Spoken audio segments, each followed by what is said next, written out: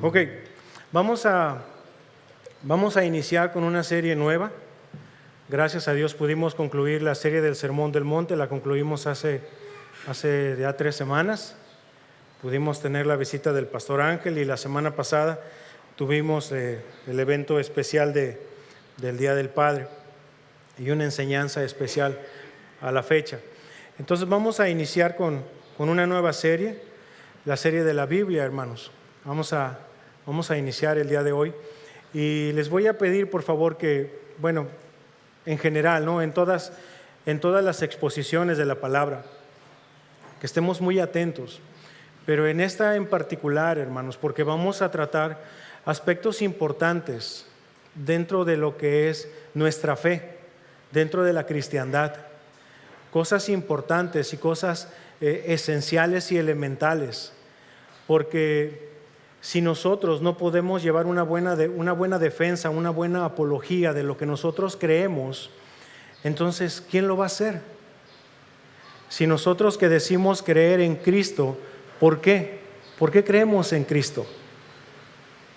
Y si decimos, es que la Biblia dice, ok, la Biblia dice, pero ¿y entonces qué es la Biblia? Y empezamos a formarnos preguntas, y son preguntas buenas, son preguntas interesantes. Miren, hay algo importante que nosotros debemos de comprender, de analizar y abrazar, cada uno de nosotros. El Evangelio, hermanos, no está enojado ni está peleado con el razonamiento y la lógica, ¿sí? Dios no está peleado con eso. Y Dios no se va a espantar ni se va a asustar de que nosotros lleguemos con una actitud correcta y preguntemos correctamente, ¿sí? Dios no se asusta con eso. Al contrario, es lo que el Señor quiere. El Señor en la misma palabra dice, clama a mí y yo te responderé, ¿sí? Ahora hay que ver también las preguntas que le vamos a hacer al Señor. No vamos a venir, oye Señor, ¿y qué onda con los ovnis? O sea, hay que ver, hay que analizar, hay que comprender, hay que ser maduros también, ¿ok? Entonces, no nada más en esta, pero sí me gustaría pedirles mucho su ayuda en eso. Estemos muy atentos a lo que se va a estar exponiendo. Vamos a tocar doctrinas, vamos a tocar enseñanza. ¿Qué es una doctrina? Vamos a ver cosas elementales. Yo sé que muchos de ustedes ya están más creciditos, ya saben muchas cosas y vamos a tratar de ampliar un poco más los conocimientos que ya tenemos, con el propósito de madurar un poco más en el Señor. ¿Sí? ¿Me ayudan con eso? Ok. Entonces, ¿qué les parece si nos ponemos en pie? Vamos a orar para que nos desentumamos y para que nos vayamos acostumbrando, porque ahorita apenas son las 6, entonces todavía hay luz de sol, es temprano. Vamos a orar. Señor, muchas gracias, Padre, por este tiempo. Nos ponemos en tus manos, Señor. Queremos que tú seas el que hable, Señor, que tú seas el que nos confronte, el que nos aliente. Lo que tengamos que corregir, lo hagamos, Señor, de una manera correcta, con una actitud correcta, Señor. Padre, obra en cada uno de nosotros de acuerdo a tu voluntad, de acuerdo a tus propósitos, Señor. Y Padre, que sea tu palabra la que sea expuesta en esta tarde. Ayúdanos, Dios, ayúdame, Padre, para que pueda exponer yo de una manera clara, correcta, Señor, y a mis hermanos para que lo puedan captar también, Señor, de una manera clara y correcta. Ayúdanos, Dios, a ser buenos entendedores y no solamente oidores, sino hacedores de tu palabra, Señor. Ayúdanos, Padre, en el nombre de Jesús. Amén. Pueden tomar sus lugares, hermanos. Gracias. Ok, entonces, el tema de esta, no el tema, el título, aunque sí va parte del tema también. El título de esta enseñanza es ¿qué es la Biblia? ¿Sí? Para los que gusten anotar.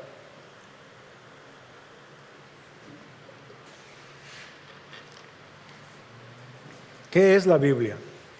Y dentro de la exposición queremos resolver algunas preguntas. Y una es esa, la primera, ¿no? ¿Qué es la Biblia? ¿Cuál es la importancia en la vida del creyente? ¿Y por qué es importante conocerla? Y miren, como en la vida de los apóstoles, ¿recuerdan cuando el Señor escuchó que decían que se referían de Él de muchas maneras afuera, en el mundo? Que si era el profeta, que si era un maestro, que si era fulano, sutano, y le preguntó a sus discípulos, bueno, sí, eso se dice allá afuera, pero ustedes, ¿quién dicen que soy yo? Y le contestó Pedro, tú eres el Cristo, el Hijo del Dios viviente. Entonces, una pregunta muy importante que nosotros debemos hacernos como creyentes es, ¿qué es la Biblia entonces? ¿Y cuál es el concepto que nosotros como creyentes tenemos de este libro que tenemos? Y podemos escuchar muchas cosas con respecto a la Biblia. Las referencias que tiene, cuánto tiempo tomó el llegar a la forma en que tiene ahora, en que se formó completamente. Cuántos escritores hubo, cuántos continentes hubo o se involucraron en eso, cuántos idiomas están involucrados en esto. Y podemos tener toda esta información. Pero al final de cuentas, hermanos, lo importante va a ser si en nuestra vida estamos o no reflejando esto. ¿Sí? Y bueno, no me voy a adelantar. Vamos con esto, por favor, escuchen. En el Departamento de Estado de los Estados Unidos, en el Departamento de Moneda, la Secretaría de la Moneda, hay un departamento específicamente creado para poder detectar los billetes falsos. ¿Sí? Tienen ahí millones de dólares invertidos en capacitación, en oficinas, en personal, estudiando específicamente cómo están creados sus billetes, la moneda, ¿sí? Qué formas tiene, qué figuras, cuáles son los candados de seguridad, cuáles son las versiones que tienen, qué versiones, qué números de series, en qué año fueron hechos. ¿Cuál es la sensibilidad del papel? Los gramos que debe pesar cada billete. Sí, muchas cosas con respecto a esto, con cada una del billete y de las monedas en Estados Unidos. Ahora, ¿con qué propósito está esto? ¿Y cuál es el objetivo de invertir tanto dinero en esto? ¿Sí? Y la respuesta es muy simple. Que ellos puedan detectar muy fácilmente cuando llega un billete falso a sus manos. Entonces, no se ponen a estudiar los billetes falsos, porque billetes falsos puede haber infinidad, puede haber muchísimos, de diferente tinta, diferente papel. Por ahí en uno de los billetes, a propósito, uno de los falsificadores cambió la hora en uno de los relojes. Entonces, hay infinidad de billetes falsos, pero no se ponen a estudiar ellos el billete falso, ¿sí? Porque nunca terminarían, sino se ponen a estudiar el correcto, el verdadero, el genuino. Eso es lo que les interesa a ellos conocer. De esa manera van a poder identificar muy fácilmente cuando un billete falso llegue a sus manos. Entonces, la importancia de nosotros como creyentes es poder identificar también eso. La Biblia, el evangelio correcto. ¿Qué es lo que la Biblia dice? No es estudiar los evangelios falsos que andan por ahí o los libros apócrifos que andan por ahí, ¿sí? Pero sí la Biblia. ¿Qué es lo que dice? ¿Qué es lo que enseña? ¿Qué es lo que dice con respecto a mí? ¿Cómo me tengo que comportar? ¿Qué es lo que tengo que mostrar? ¿De qué manera me voy a relacionar yo con el Señor? Y por definiciones de la Biblia podemos encontrar muchos. Miren, dice todas estas referencias y toda esta información que fue escrito por 40 hombres. La mayoría de ellos no se conocieron, no fueron contemporáneos, no vivieron en la misma época. Fue escrito en 3 idiomas diferentes, en 3 continentes diferentes, en un periodo de 1500 años, desde Génesis hasta Apocalipsis. Y esto, hermanos, sin una inspiración de parte de Dios hubiera sido imposible. Si una persona, quien sea, así sea el más sabio, el que tenga el mayor conocimiento, quisiera hacer algo así, sería incapaz de lograrlo. Incapaz. Es más, Aquí mismo, si nosotros hiciéramos este ejercicio que les voy a decir, si nosotros nos pusiéramos en fila, todos ahorita, imagínense en eso. Si nosotros nos pusiéramos en fila aquí uno tras otro y yo le diera un mensaje, el que sea, un mensaje al primero, y yo le digo a ese primero que pase el mensaje al siguiente y así consecutivamente, si le preguntamos al último cuál es el mensaje que recibió y lo comparamos con el original, nada más estando aquí nosotros, ya no iba a coincidir. ¿Algunos han jugado de pequeños al teléfono descompuesto? ¿Sí jugaron o no jugaron? ¿Y qué onda? ¿Sí daban los mensajes o no? Con confianza, no pasa nada. ¿Sí estaba el mensaje correcto o no? ¿Y cuántos integrantes eran? ¿Qué, a lo máximo unos 15? 15, vamos a ponerlo así, más intrépido. 20, vamos a ponerle. 20 chamacos ahí alineados, dando el mensaje al primero y comparándolo con el último. ¿Coincidía? No. Ahora, otro ejercicio. Si hiciéramos lo mismo, pero en lugar de un mensaje, el primero diera un mensaje con mímica, sin que los otros vieran, les aseguro que el mensaje no sería el mismo. La mímica no sería el mismo. Y ahí se los dejo de tarea si lo quieren hacer en casa. Entonces, es imposible que alguien con todo el conocimiento y con toda la sabiduría humana posible pueda hacer o pueda llegar a lo que tenemos ahorita como la Biblia. Es imposible, hermanos. Según lo que estudié, este libro tiene más de 6,000 y tantas referencias entre ellos. Por ahí alguien si me puede corregir. Pero son muchísimas, hermanos, muchísimas referencias, únicamente lo que tiene la Biblia en todos sus libros. Ahora, yo les voy a dar unas definiciones y a mí me gustaría, y ese es el propósito, que al final de la exposición cada uno pueda tener su propia definición de acuerdo a lo que la Biblia dice de sí misma. ¿Ok? Y dicen estas definiciones. La palabra griega, Biblia, significa libros, que es lo que nosotros tenemos físicamente en nuestras manos. De modo que aunque el libro es uno solo, está compuesto de muchos. Y aunque son muchos, es uno. Y aunque es uno, son muchos. Esto no es un juego de palabras, sino una demostración del carácter del libro ante el cual nos encontramos, que por algo ha sido llamado el libro de los libros. Todo creyente puede interpretarla, pero tiene que ser diligente y espiritual, ambas cosas, y además tener muchos deseos de superar las dificultades que se le presenten en la interpretación y de hacer todos los esfuerzos que estén a su alcance para encontrar la mejor explicación para el texto que esté considerando. En este sentido, la Biblia es la regla o patrón de autoridad para los creyentes. La Biblia es la palabra de Dios escrita. La Biblia es la infalible palabra de Dios. La Biblia es la única regla de fe y práctica. No hay revelación añadida de lo que está contenida en este libro. ¿Sí? Esas son las definiciones que yo pude encontrar. Quise compartirlas con ustedes. Ahora,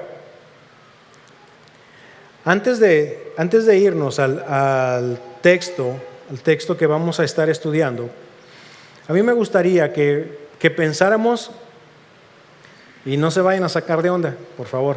A mí me gustaría que pensáramos por un momento cuando el Señor, que ya tenía aproximadamente 2 años de edad, se piensa, no hay así algo específico, se piensa, llegaron unos sabios. ¿Recuerdan ese pasaje? Que normalmente lo utilizamos para Navidad. ¿Recuerdan qué fue lo que le trajeron? ¿Sí? Oro, incienso y mirra. Bueno, ¿por qué les digo esto? Porque al Señor le trajeron tesoros, le trajeron algo que era valioso y algo representativo para su vida y su muerte, ¿sí? Pero cosas de gran precio, cosas valiosas, tesoros, ¿sí? Y entonces, yo les quisiera preguntar a ustedes también, ¿qué es lo que nosotros atesoramos? ¿Y qué es lo que nosotros pudiéramos definir como un tesoro? Es algo valioso en nuestras vidas, ¿sí? Es algo a lo que nosotros le damos un valor. Y puede a lo mejor allá afuera, para nuestras cosas o en una cuestión general, pudiéramos tener algunas cosas que son herencia tal vez de nuestra abuelita o nuestro abuelito que por allá nos dejó algo.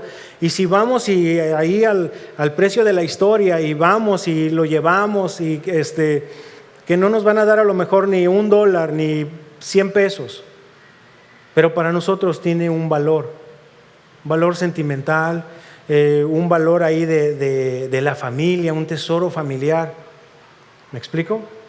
Entonces, la pregunta es esa: ¿qué es lo que nosotros atesoramos? ¿O a qué le estamos dando el valor en nuestra vida? ¿Cuál es ese valor? ¿Ok? Ahora, vamos por favor a nuestro pasaje. Y es 2 a Timoteo, capítulo 3, versículo 16, por favor.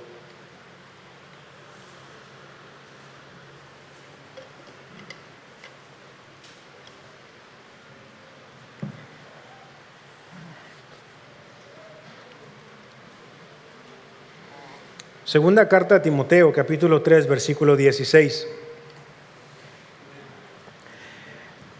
Miren, la segunda carta a Timoteo fue de las cartas ya al final de los días del apóstol Pablo.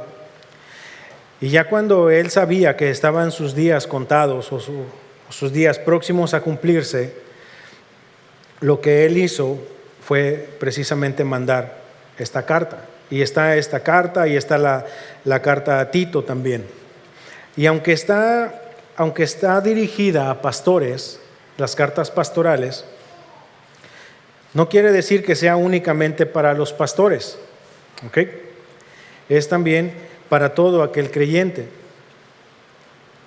Y esta carta, si ustedes revisan, está en un contexto en que el apóstol Pablo está advirtiéndole de todo lo que va a venir dentro de la iglesia. Y le está diciendo toda una lista de cosas que hombres dentro de la iglesia cosas que dentro de la iglesia podían pasar si permitía que esos hombres entraran a la iglesia, que no los detectara, ¿sí? Si ustedes leen en casa todo lo que es el capítulo 3, ahí el apóstol les está haciendo una advertencia, ¿sí? ¿Ya estamos ahí? Me ganaron.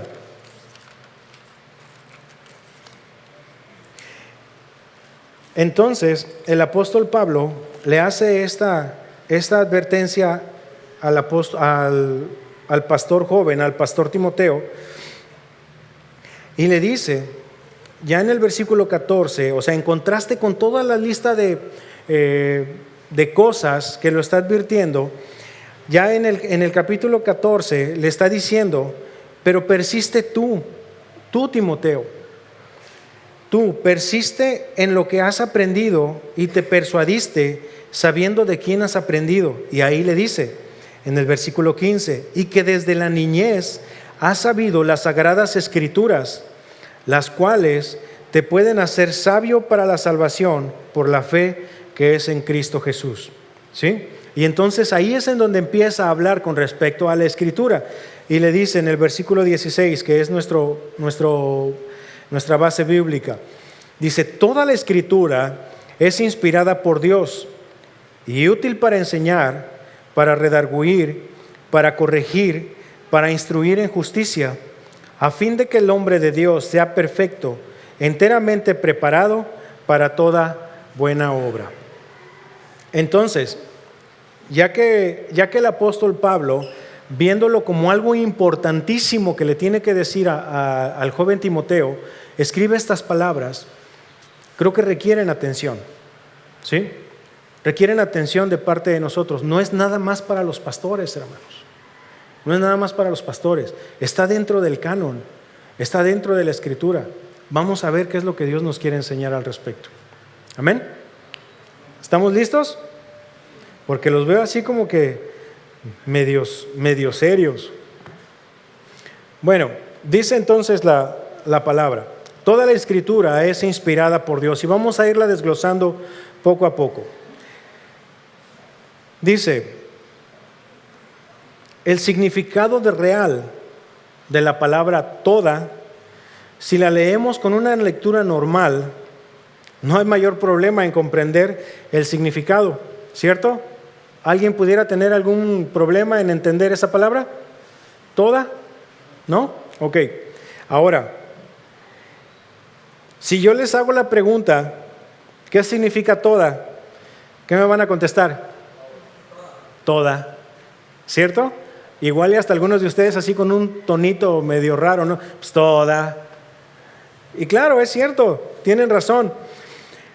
Pero bueno, si nos sumergimos un poquito más y vamos un poquito más hacia adentro de lo que es toda, podemos entender o podemos darnos cuenta que el significado de la palabra toda es un poquito más complejo o más específico.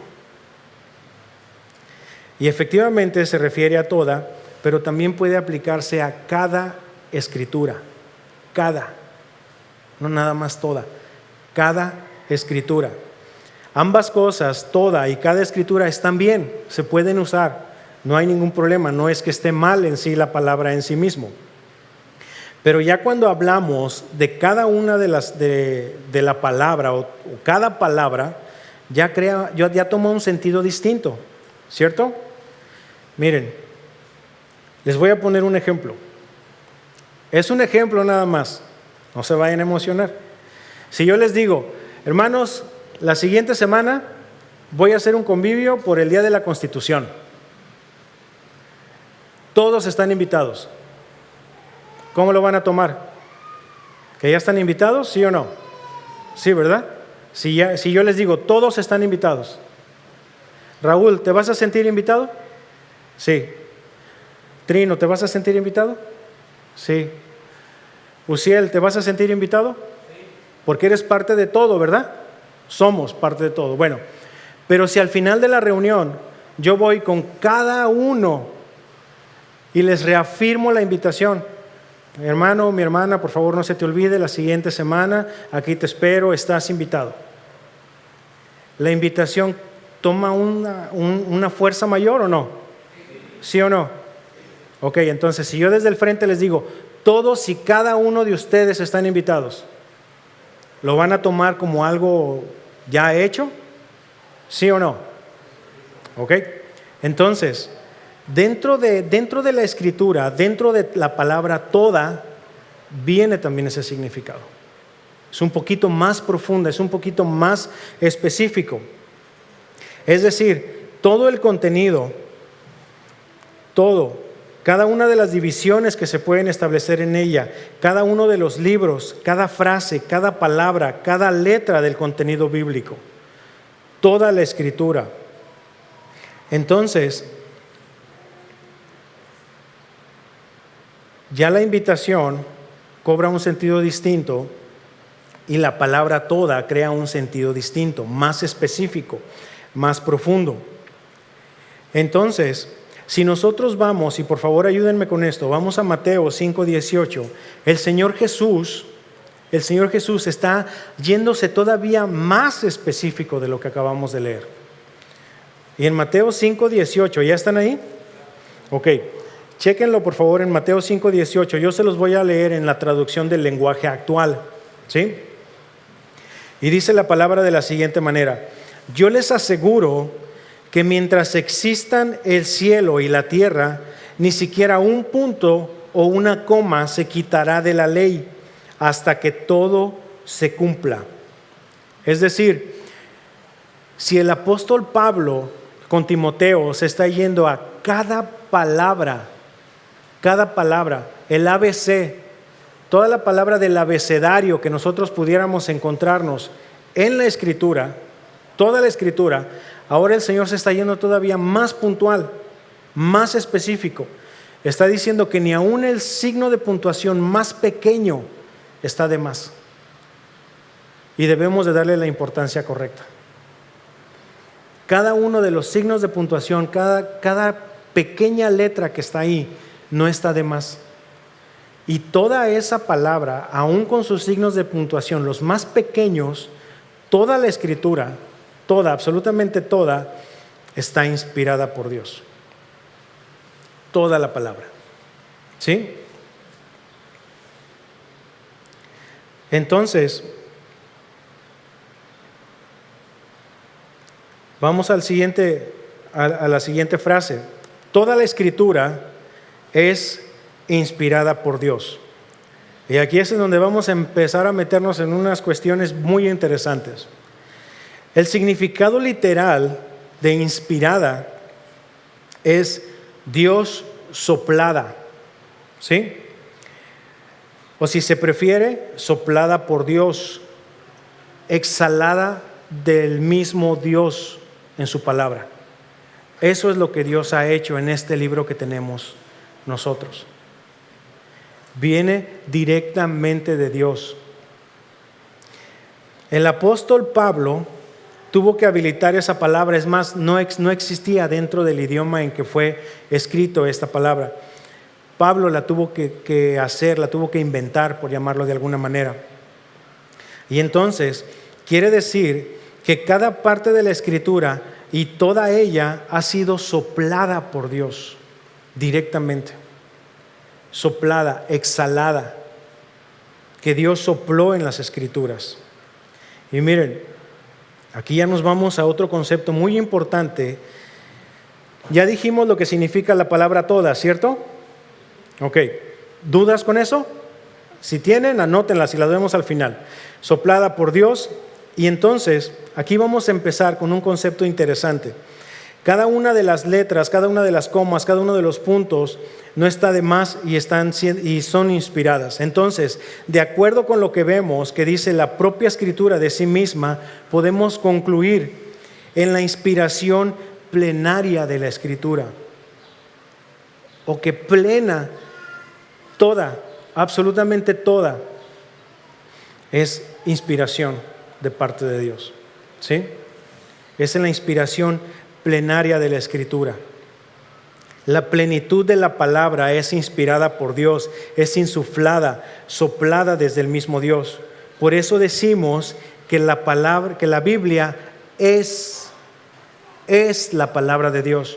No contiene, porque es una diferencia monumental, hermanos.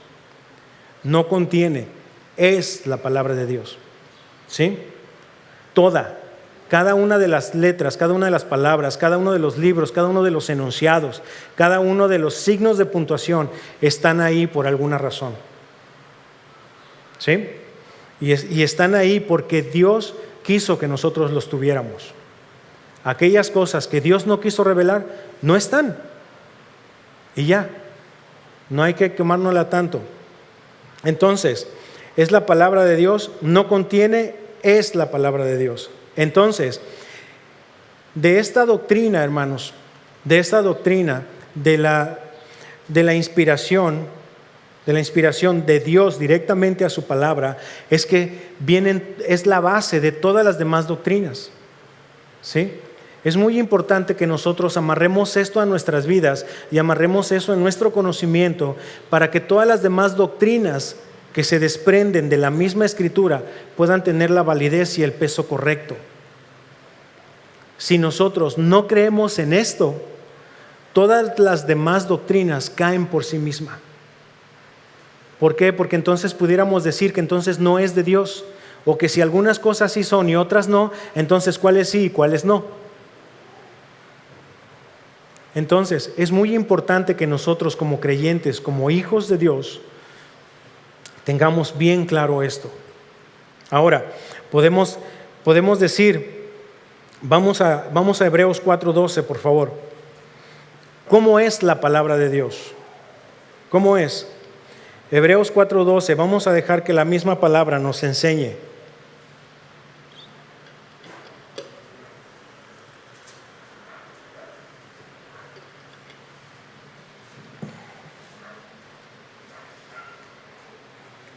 ¿Ya estamos ahí? Hebreos 4:12 dice de la siguiente manera: porque la palabra de Dios es, ¿cómo? Viva y eficaz, y más cortante que toda espada de dos filos, y penetra hasta partir el alma y el espíritu, las coyunturas y los tuétanos, y discierne los pensamientos y las intenciones del corazón. Es decir, todo nuestro ser es capaz la palabra de entrar profundamente y sin problema, hermanos. Nos va a confrontar, nos va a hablar, ¿sí? Entonces nosotros debemos de ser conscientes de eso. Cuando el Señor creó al hombre y sopló aliento ¿de qué? De vida, de vida. Lo mismo está en su palabra, es viva y eficaz, ¿sí? Viene directamente de Dios. Y entonces nosotros pudiéramos preguntarnos, ok, si viene directamente de Dios, entonces ¿por qué le escribieron los hombres? ¿Cuántos han escuchado ese argumento? No, pero es que la Biblia la escribieron los hombres. ¿Cuántos lo han escuchado? Levanten su mano. La gran mayoría. Bueno, y entonces, ¿qué les contestamos?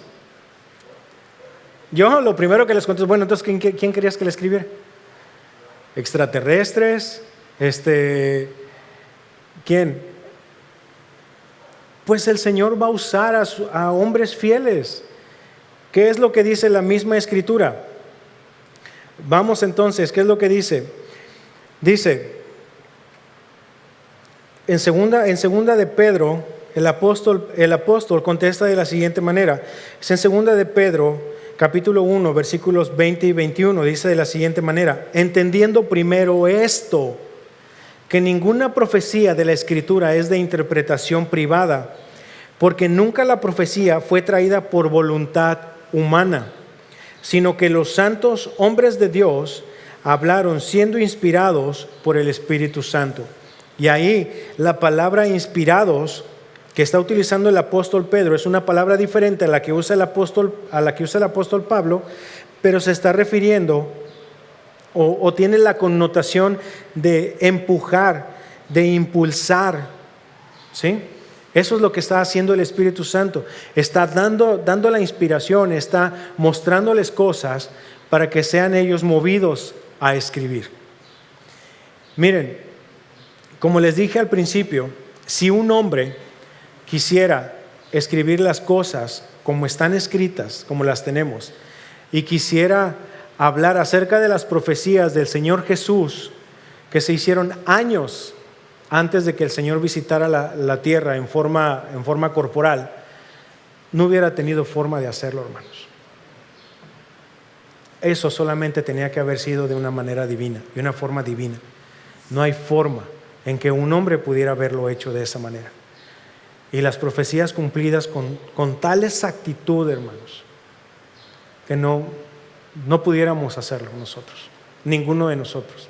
Y con lo que la misma Biblia dice que no fue traída por voluntad humana, sino que los santos hombres de Dios hablaron siendo inspirados por el Espíritu Santo. Entonces, podemos concluir para este punto es de que efectivamente fue escrita por hombres, pero fueron hombres inspirados por el Espíritu Santo para escribir las cosas que nosotros tenemos actualmente. ¿Sí? Al dar el mandato del Señor directamente a hombres fieles, Él estaba preservando y limitando el escrito para que solo sean trasladados a Él las palabras que Dios había comunicado al profeta, al rey, al pastor, a cualquier persona que el Señor haya usado. Porque fueron diferentes oficios, ¿sí estamos de acuerdo en eso? Hubo profetas, hubo reyes, hubo de la nobleza, hubo pescadores. Entonces, el Señor fue el que dio el mandato de escribir y Él mostró lo que querían que se escribiera. ¿Sí? Entonces, de esta manera, el primer aspecto de la inspiración determina cómo se escribió la Biblia y también la inerrancia del escrito. ¿Sí?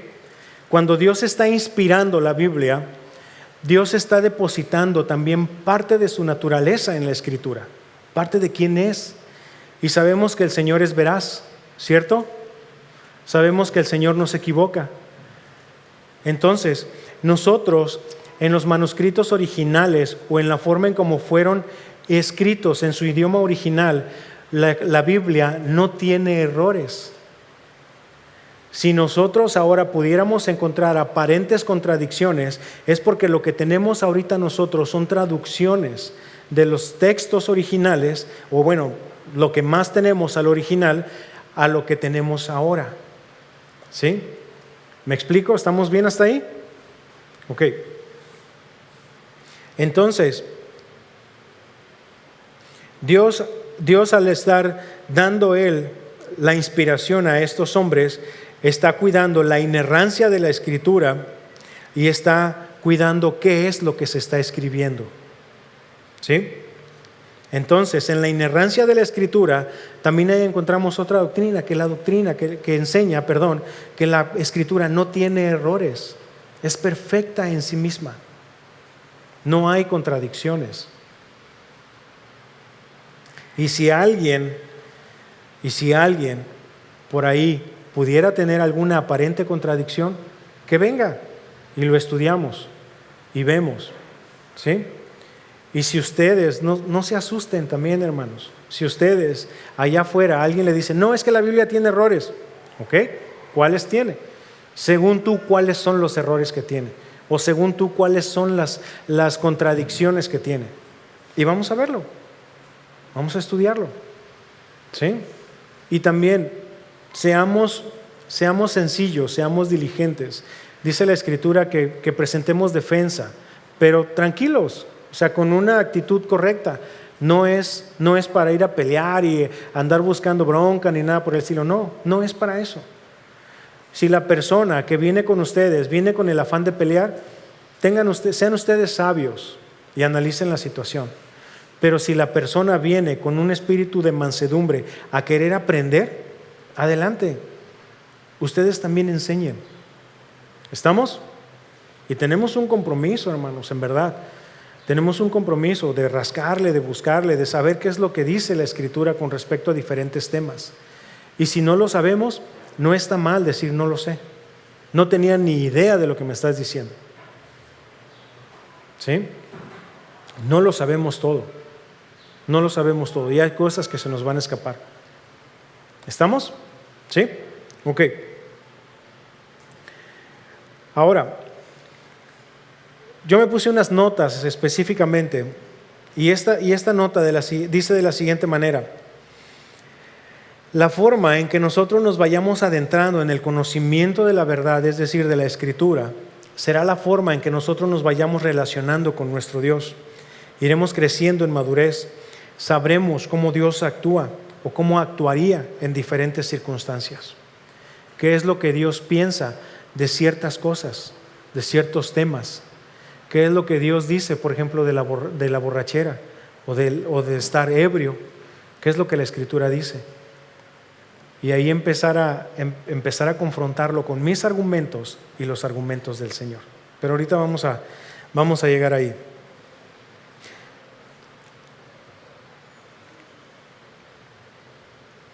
Ahora, punto más. Si la Escritura procede exclusivamente de Dios, también es autoritativa, convirtiéndose en la única norma de fe y conducta para la vida cristiana y la conducción de la iglesia.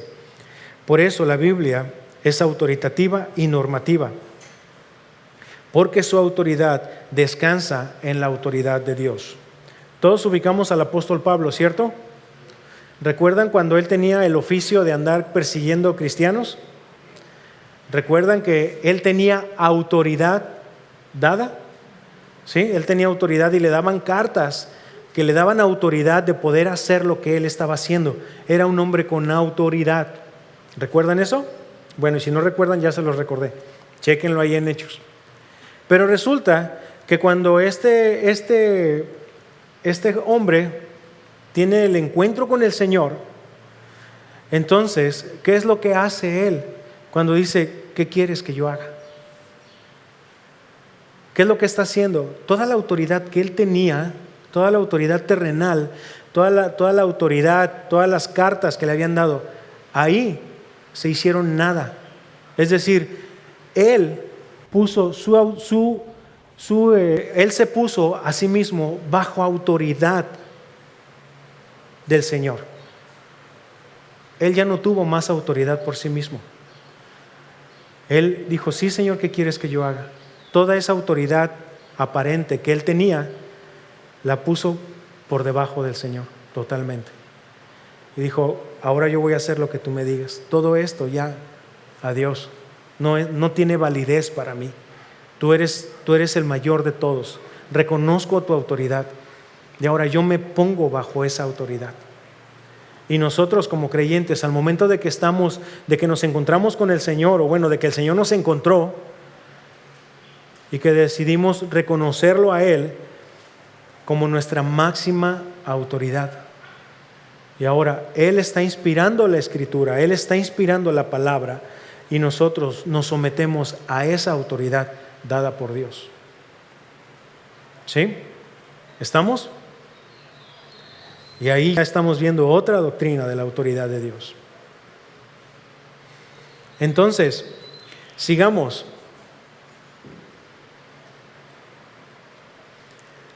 Y pudiéramos hacernos esta otra pregunta: ¿por qué es tan importante en la vida de los creyentes?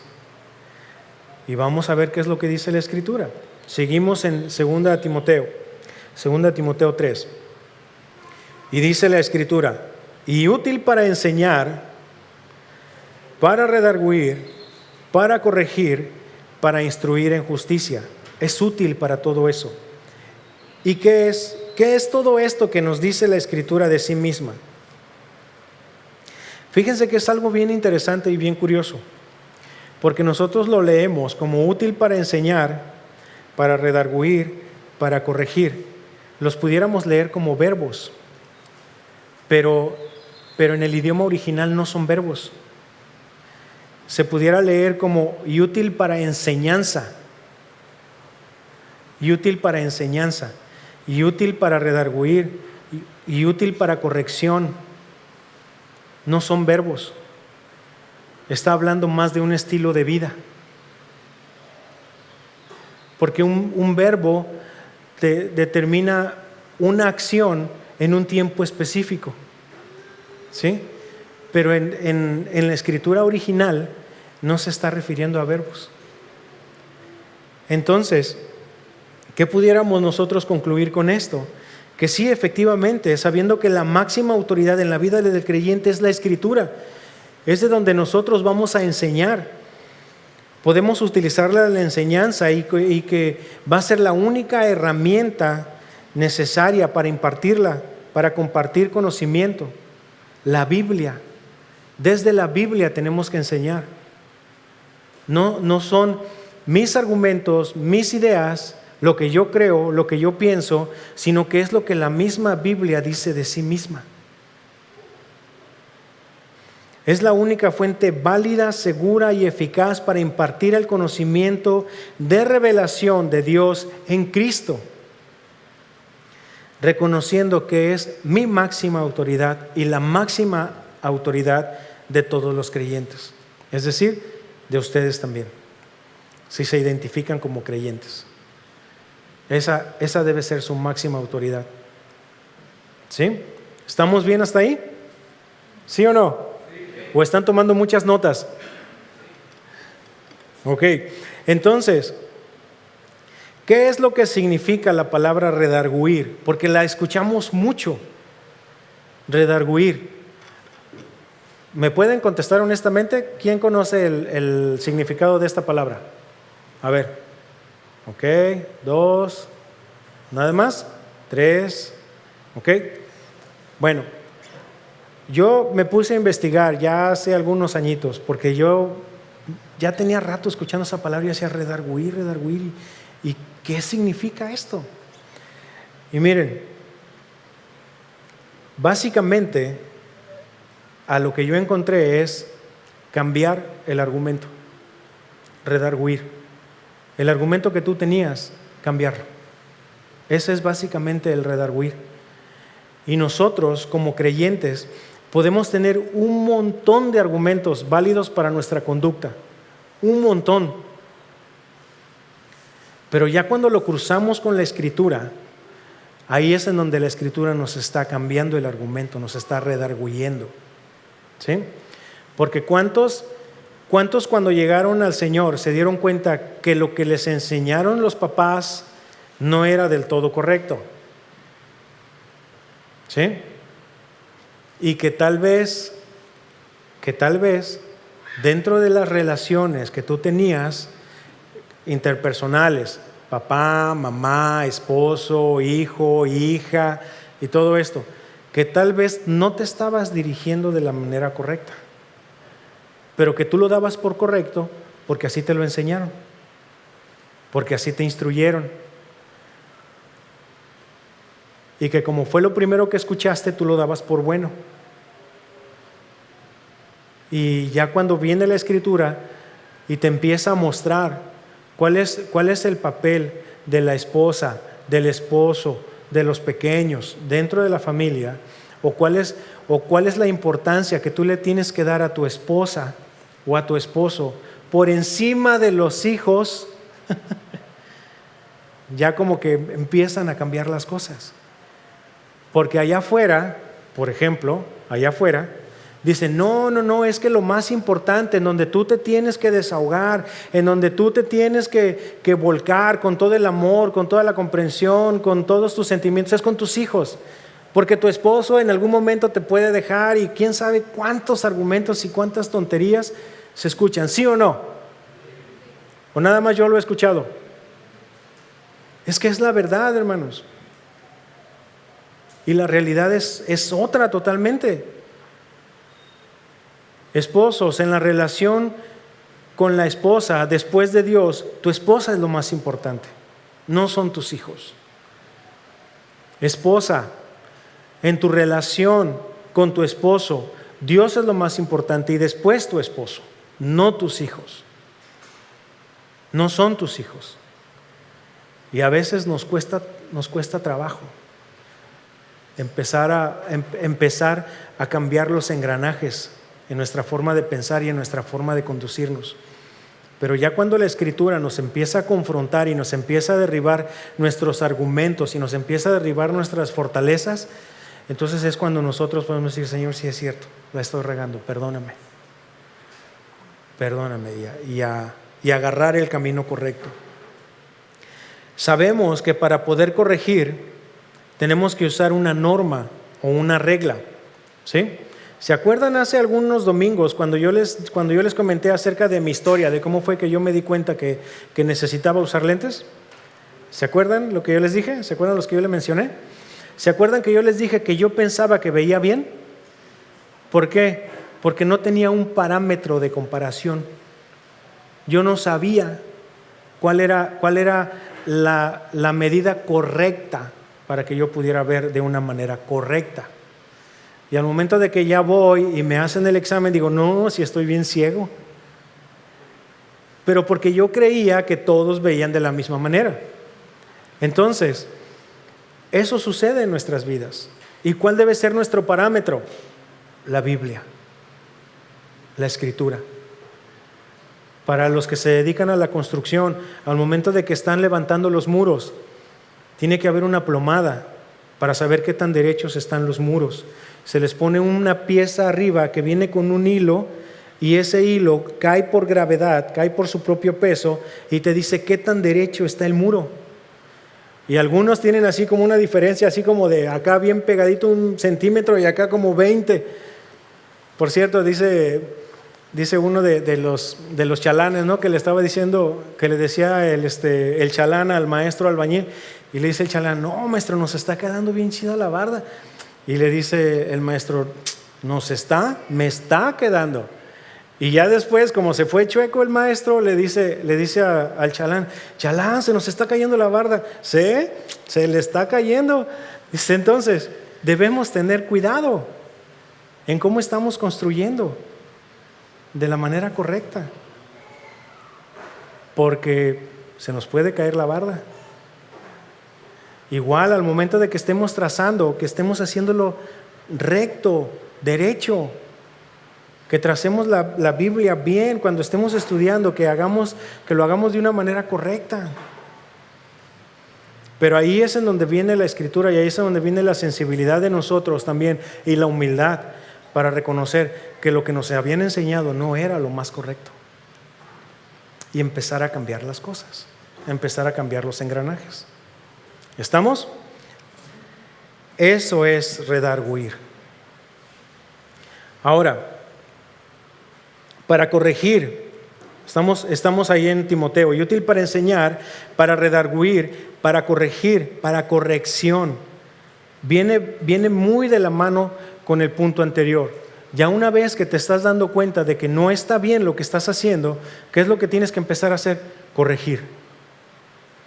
Empezar a darte cuenta de que los caminos que tú traías, el camino que tú traías, que estaba todo chueco, todo torcido, y que ya traíamos una regazón acá atrás de nosotros, pues entonces ya no es continuar de esa manera, ¿cierto?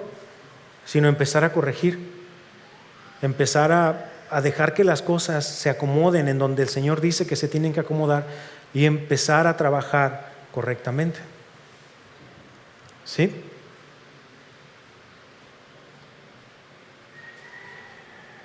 Dice la palabra, para corregir, para instruir. Y aquí la palabra instruir, según la Real Academia de la Lengua Española, significa lo siguiente: comunicar sistemáticamente ideas, conocimientos o doctrinas. La Biblia es el instrumento adecuado para educar en justicia, pero perdón, hasta doctrinas es el significado que da la Real Academia de la Lengua.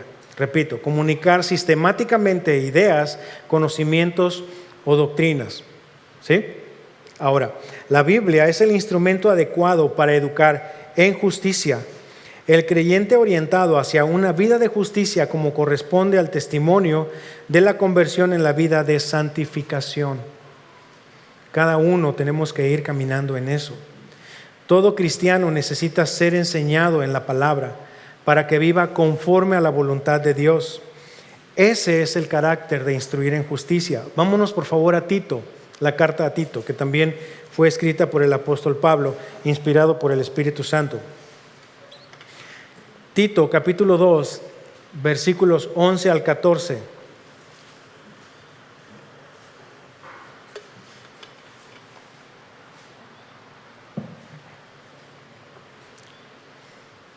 ¿Ya estamos ahí?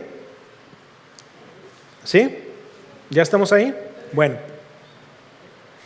Dice la palabra: porque la gracia de Dios se ha manifestado para salvación a todos los hombres, enseñándonos que, renunciando a la impiedad y a los deseos mundanos, vivamos en este siglo sobria, justa y piadosamente, aguardando la esperanza bienaventurada y la manifestación gloriosa de nuestro gran Dios y Salvador Jesucristo, quien se dio a sí mismo por nosotros para redimirnos de toda iniquidad y purificar para sí un pueblo propio, celoso de buenas obras.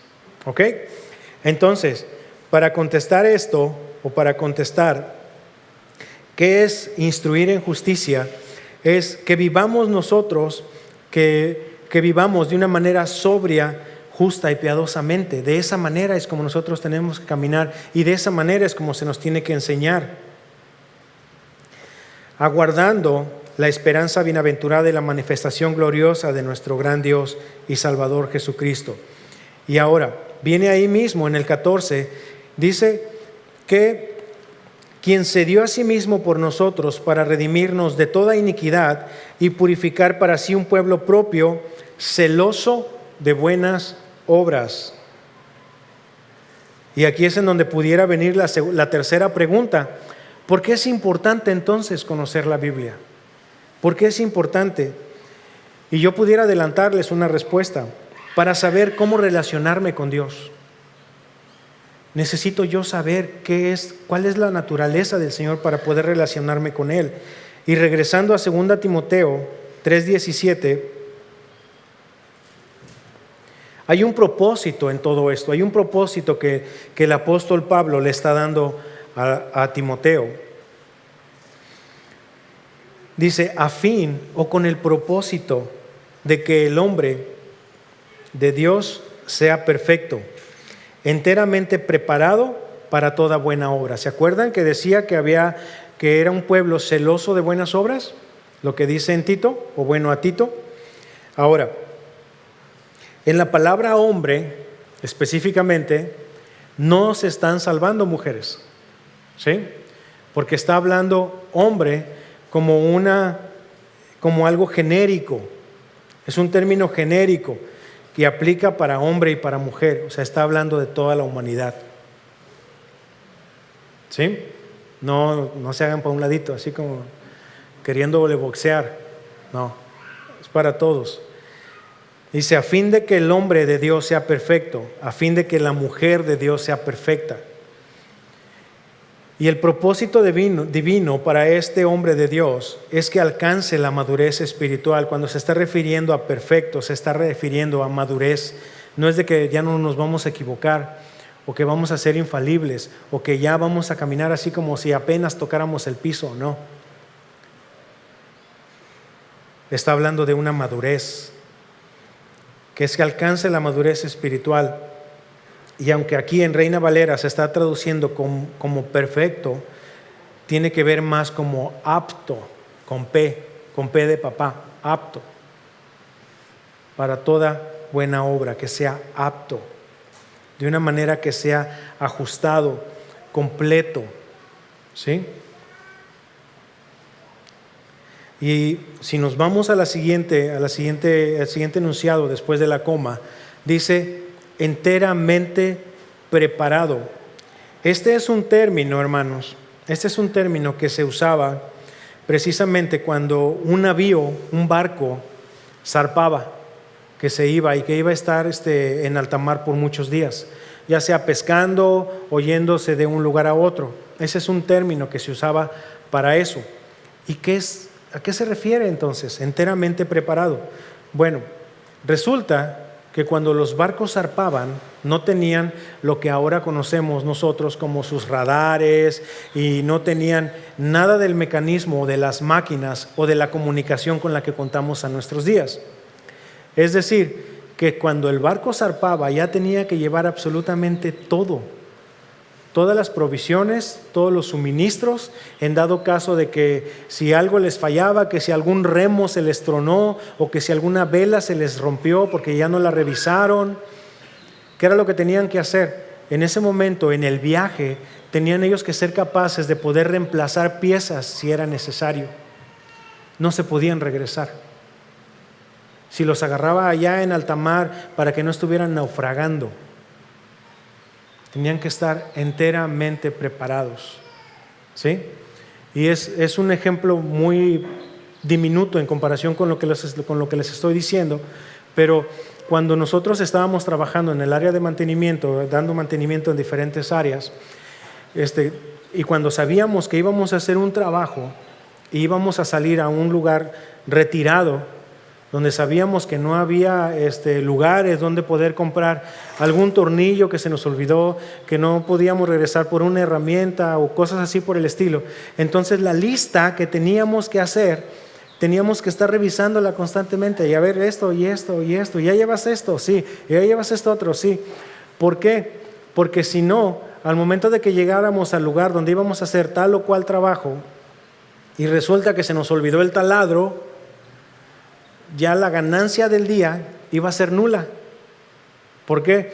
Porque teníamos que regresar otra vez, regresar por el taladro, perder más de 2 horas en el traslado para poder llevar la herramienta correcta. Por eso teníamos que revisar, teníamos que hacer nuestro checklist, teníamos que hacer nuestro chequeo. Y ahí entre todos, oye, a ver, ¿qué vamos a hacer? No, pues esto y esto y esto y esto. Ok, ¿qué necesitamos llevar? No, pues esto y esto y esto. Ok, checa bien, checa que esté funcionando lo que estás llevando, checa que lleves todo lo que vas a necesitar. Si vas a llevar algún químico, checa que lleves los dos. Si vas a aplicar un barniz, que se fusiona con este y con este para que endurezca. Si vas a hacer hoyos en el concreto, vea que lleves los taquetes, el taladro, el tornillo que vas a meter ahí, porque si te regresas ya el día ya no te rindió, ni vas a hacer el trabajo y ni vas a poder aprovechar el día porque ya vas a tener que invertirlo en traslados o vas a tener que pagar más dinero en tener que ir y comprarlo en una tienda y cosas así por el estilo. ¿Me explico? Entonces, a eso se está refiriendo la palabra cuando está diciendo enteramente preparado, para que nosotros tengamos todo lo que necesitamos para esta vida y para este lugar en donde el Señor nos puso con la Escritura. ¿Vamos a pasar aflicción? Sí, vamos a pasar aflicción. ¿Se nos va a poner la cosa complicada? Sí, a muchos de nosotros sí se nos va a poner complicada la cosa. Pero en la Escritura podemos encontrar aliento para nuestras vidas, hermanos. Podemos encontrar advertencias de que no vamos a tener la vida fácil y de ahí agarrarnos. Que estemos enteramente preparados. Y enteramente preparados ahora específicamente ¿para qué? ¿Qué dice la Escritura? Léanlo fuerte, por favor. Para toda buena obra. Y en Efesios 2:10 dice la Escritura de la siguiente manera: porque somos hechura suya, creados en Cristo Jesús para buenas obras, las cuales Dios preparó de antemano para que anduviésemos en ellas. De esa manera es como nosotros podemos caminar, ser celosos de buenas obras para estar enteramente preparados para toda buena obra y para que andemos en ella. ¿Sí? Cada obra por individual, no todas de un momento, cada una conforme se nos vayan presentando para toda buena obra, pero no hacernos oídos sordos. ¿Ok?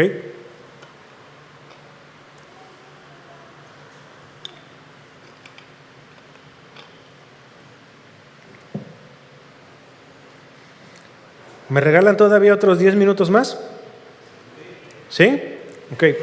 Vamos por favor al segundo libro de Samuel. Ya estamos casi entrando a las conclusiones, pero todavía no. Casi entrando a las conclusiones. Vamos al segundo libro de Samuel y vamos a buscar el capítulo 12 y vamos a leer del versículo 7 al versículo 15. ¿Por qué vamos a estas porciones? Porque ahorita vamos a ir a otra. Ahorita a donde vamos a ir, me gustaría ejemplificar con la misma escritura dos reacciones de diferentes hombres, dos reacciones de una posición social similar, un nivel económico similar, pero ambos tuvieron diferentes reacciones a la palabra. ¿Sí? Entonces, les decía que en la medida que nosotros vamos conociendo la Escritura, va a ir creciendo nuestra relación con el Señor, nuestro conocimiento del Señor. Y de la manera en que nosotros, ¿se acuerdan que les comentaba al principio de qué es lo que estamos atesorando? De la manera en como nosotros vayamos atesorando esa palabra, van a ser nuestras respuestas también. Vamos a la palabra. Y bueno, antes de darle lectura, les doy un poquito de contexto. Aquí está el profeta Natán hablando con el rey David. Ya vino el profeta Natán a darle palabra del Señor.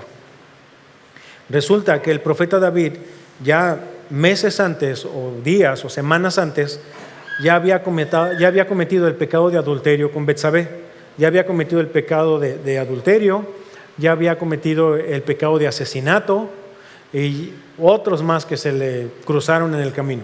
¿Okay? Estamos en ese contexto. Entonces, aparentemente David estaba llevando ya una vida relajada, ¿sí? Ya había muerto Urías, le hicieron su velorio, le hicieron ahí todo lo que tenían que hacer, le guardó el luto la esposa y ahora ya David la toma por mujer, ¿sí? Según David, Ya no había ningún problema, ya todo estaba arreglado, entre comillas. ¿Sí? El argumento que David tenía, déjenme ponerlo de esta manera, es de que ya todo está cubierto, ya nos encargamos, no pasa nada. Pero resulta que el Señor sí sabía de todo lo que había sucedido. Entonces ahí viene la palabra del Señor, viene a través del profeta Natán, y el profeta Natán le dice lo siguiente, vamos a la escritura. Dice, entonces dijo Natán a David, tú eres aquel hombre. Aquí fue donde el profeta Natán le utiliza una figura y le dice que un hombre rico tuvo visitas y tenía y no quiso matar de su rebaño, y fue y le quitó a otro lo que este hombre tenía, la única, la que él quería, la que dormía en su regazo.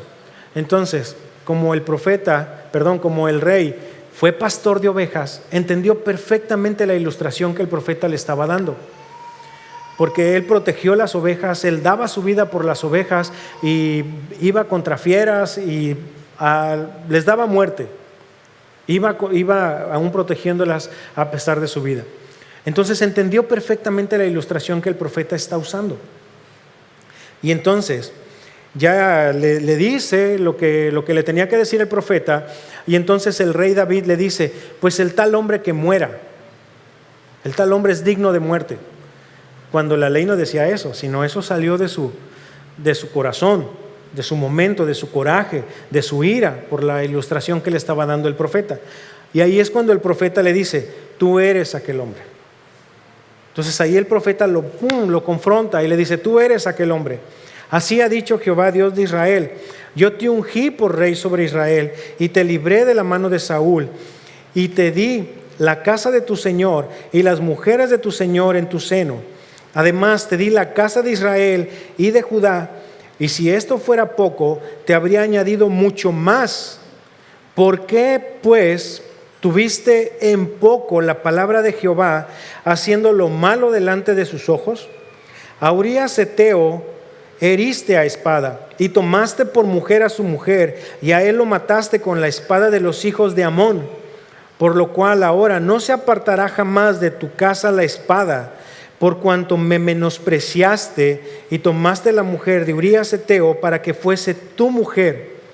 Así ha dicho Jehová, he aquí, yo haré levantar el mal sobre ti de tu misma casa, y tomaré tus mujeres delante de tus ojos, y las daré a tu prójimo, el cual yacerá con tus mujeres a la vista del sol, porque tú lo hiciste en secreto, mas yo haré esto delante de todo Israel y a pleno sol. Entonces dijo David a Natán, pequé contra Jehová. Y Natán dijo a David, también Jehová ha remitido tu pecado, no morirás. Mas por cuanto con este asunto hiciste blasfemar a los enemigos de Jehová, el hijo que te ha nacido ciertamente morirá. Y Natán se volvió a su casa. Entonces, ¿qué es lo que nosotros podemos ver en esta porción? Sí, efectivamente, el rey pudo reconocer esto. Y por ahí podemos ver los salmos que escribió el rey David con respecto a esta confrontación que le estaban dando con la palabra verbal del Señor en ese momento. ¿Sí? Y ahí podemos ver, Señor, apiádate de mí, cámbiame, Señor, renuévame y crea en mí. Y los salmos, o sea, que ustedes pueden leer, y es un clamor de parte de David al reconocer todo lo que había hecho, porque había menospreciado la palabra del Señor. Pero en cuanto viene el profeta y lo golpea, él puede reconocer eso. Señor, perdóname, la regué, no tenía que haber hecho esto, pequé y pequé contra ti. El rey estaba reconociendo que sí, ciertamente la había regado también y había pecado en contra de su familia, en contra de todo lo que tenía alrededor David, pero él estaba reconociendo que estaba pecando contra el Señor. Eso es lo que él estaba reconociendo. Y cuando el profeta lo está confrontando, él, en un corazón genuino de arrepentimiento con el Señor, dice, Señor, perdóname, por no darle el valor correcto a tu palabra. Perdóname. Y ahora empieza a corregir, empieza a mover cosas y empieza a caminar correctamente. Y ciertamente vivió con las consecuencias de lo que le dijo el profeta que iba a pasar. Efectivamente, él vivió con esas consecuencias. Y tal vez ahorita nosotros, de todo lo que pudiéramos nosotros pensar y voltear la vista atrás de lo que hemos hecho, podemos decirle al Señor: Señor, perdóname. Y dame la sabiduría y dame la inteligencia necesaria y tu gracia y tu misericordia para poder afrontar las consecuencias que se me vienen. Porque vamos a tener consecuencias. ¿Ok? Pero eso es de la forma en que nosotros estamos atesorando la palabra del Señor. Ahora, les dije que había dos personajes, ¿cierto? Bueno, vamos con el otro, por favor.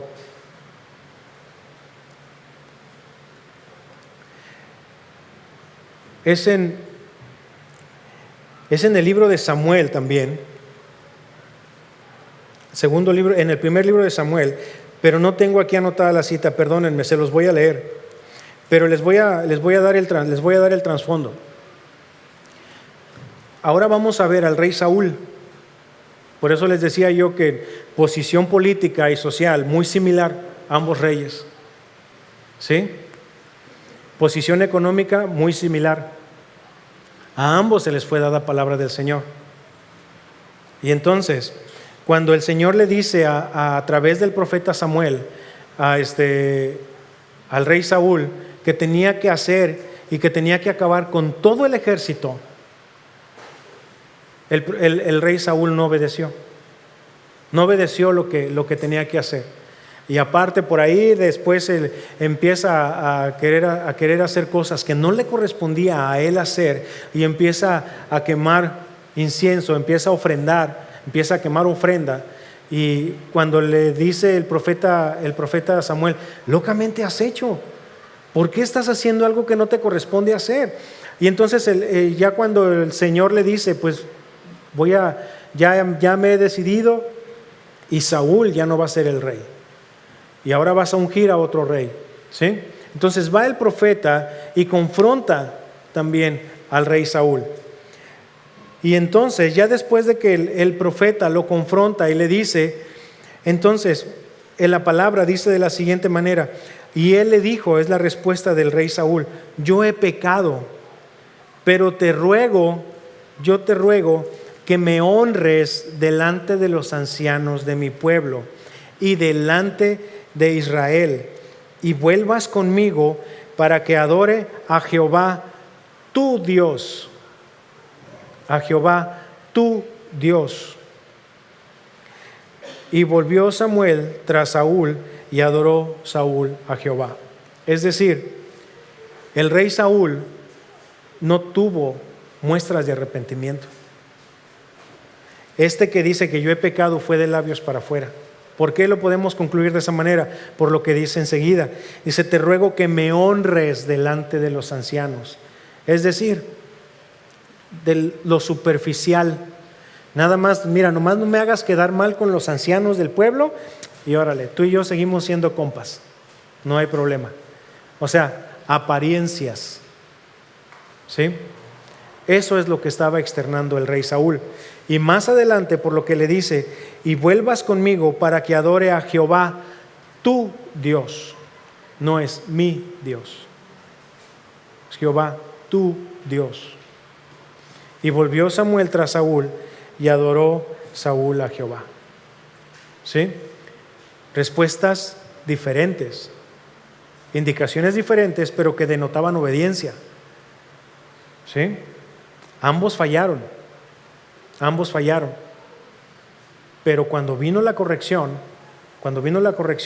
con toda autoridad de parte de Dios, hubo reacciones distintas. ¿Sí? Entonces, nosotros, ¿cómo vamos a reaccionar delante de Dios? ¿Cómo estamos atesorando la palabra? ¿De qué manera nos vamos a conducir? ¿Le estamos dando la importancia correcta a la palabra de Dios? ¿Le estamos dando el peso correcto a la palabra de Dios? ¿En verdad sabemos que es inspirada y que cuando abrimos las Escrituras es el mismo Dios hablando a través de ellas? Y ahora sí, vamos a las conclusiones. Lucas 8:21, en el libro de Lucas, Evangelio de Lucas, capítulo 8, versículo 21. Palabras del Señor Jesús.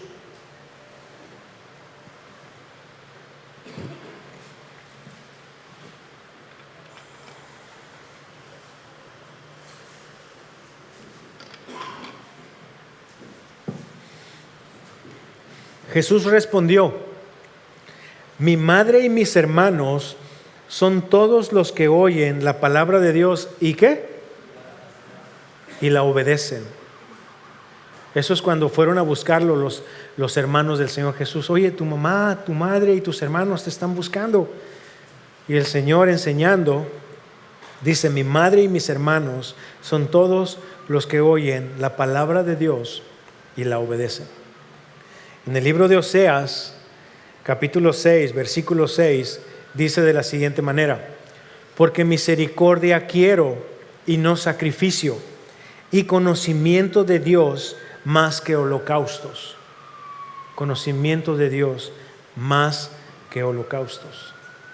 ¿Y cómo lo vamos a conocer, hermanos? A través de su palabra, a través de ella. No lo vamos a buscar en los horóscopos. Ahí olvídense de eso. No lo vamos a conocer en el periódico de todos los días. No, en su palabra. Ahí es en donde lo vamos a conocer. Y ahí es en donde vamos a poder relacionarnos de una manera correcta. Trino, ¿me ayudas, por favor? De una manera correcta.